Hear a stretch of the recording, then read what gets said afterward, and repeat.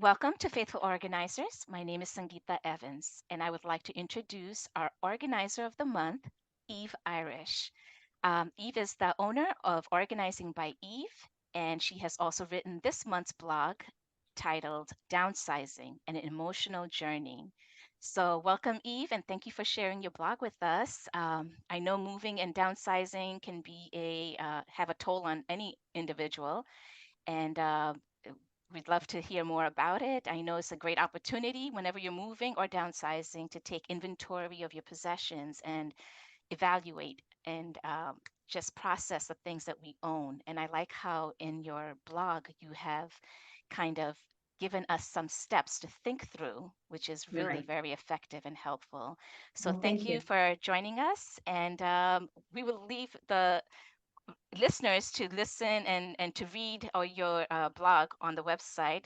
You can read it at Okay. faithfulorganizers.com and also at your website. But right now, we would love to get to know you a little better. So if you can tell us how long you've been in this business and why did you start this business? Okay. Well, thank you for having me, first of all. So I've been in this business since 2006. So quite a few years, a little bit more part-time in the beginning. And how I became an organizer is kind of interesting. So I was home, well, not interesting, it probably happened for a lot of us this way, but I was home for the first 10 years as a stay-at-home mom. Once my daughter was born, I had been an optician before. And very involved, PTA school and just very hands-on mom and loved every moment. Very grateful that I was able to do that.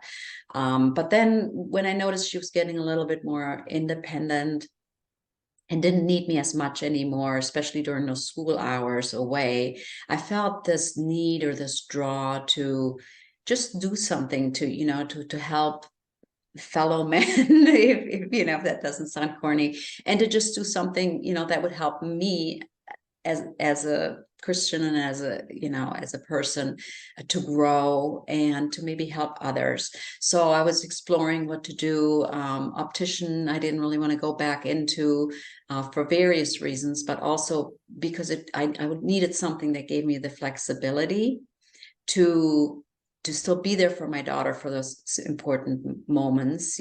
So something that I would be passionate about.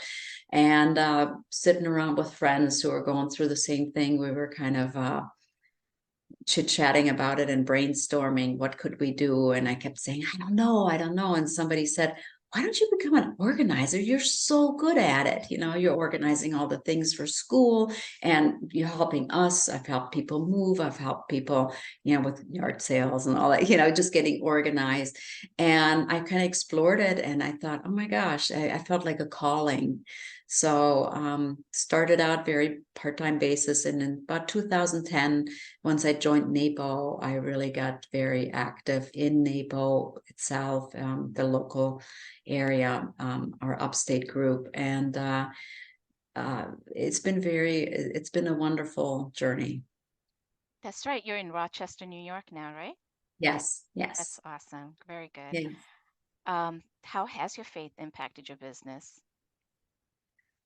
Um, so, I mean, I think, first of all, I think it was God who led me to become an organizer. And it also helped me, I think, to be more compassionate with my clients, to really, understand what they're going through, and just to be, yeah, compassionate, and which then also knowing the impact that my actions can have on their lives. Seeing so many times clients say, and I'm sure it's been with you too, where people say, I feel like, God led me to you. You're such an angel that came to help me. So I'm very grateful for that as well. So there's a whole bunch of different things that have impacted, how my faith has impacted me. But I'm very grateful to be able to do this. Oh, that's amazing. Good. Yeah. Would you like to share one favorite organizing tip? And I know that's tough for any organizer because we have so many. Yeah. What is your one Okay. favorite that you like to practice? And So, well, so as far as organizing with clients, I mean, as far as trying to think of what's the best thing. So I love labeling, and we get creative with labeling. So obviously labeling is very important with whether it's your, your containers, your containerizing things, or even your files and all that. It's very obvious. But I had one client recently who got creative when I made him a memory tote. And I said, what would you like, just to say, Neil's memories, or what would you like me to label it? And he says, why don't you label it hurt feelings? So to him, that meant, and it was so funny. He was a very cute man. So labeling is one of them. And as far as maybe an organizing tool, I love using Lazy Susans. Hmm. I love turntables in all kinds of spaces, whether it's in your kitchen, your pantry, under the bathroom sink. So yeah, as far as a product, Lazy Susans and clear bins, and labeling, very important. I love it. I love it. Yeah. It's interesting that Neil wanted to have a capsule of hurt feelings. Is that what you said? Yeah, yeah, yeah. Oh my goodness. Yeah, yeah. He had one. His mom kept bringing him things from traveling. Uh, so he wanted to call that junk from around the world.